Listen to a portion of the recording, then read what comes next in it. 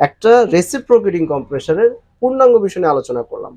এখন open reciprocating কিন্তু আবার আরো দুই প্রকার কিন্তু আছে, আরো দুই প্রকার। একটা আছে ওপেন টাইপ, যেটা আমরা চাকার দোকানে হাওয়া দেয়, দেখছেন না, সিলিন্ডার সহ, যে এয়ার কম্প্রেসার বলে, ওটা কিন্তু open type compressor. That means or mechanical আলাদা, মোটরটা আলাদা।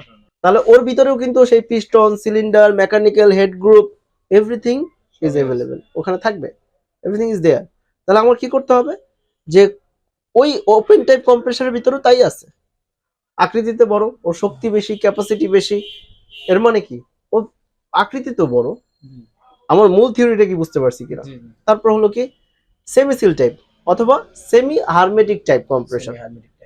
হারমেটিক মানে কি, আবদ্ধ, বা সেমি সিল টাইপ, সেমি মানে কি, অর্ধ, সেমি মানে অর্ধ আটকানো অর্ধ খোলা, এটাকে কি বলতেছে, সেমি। We are from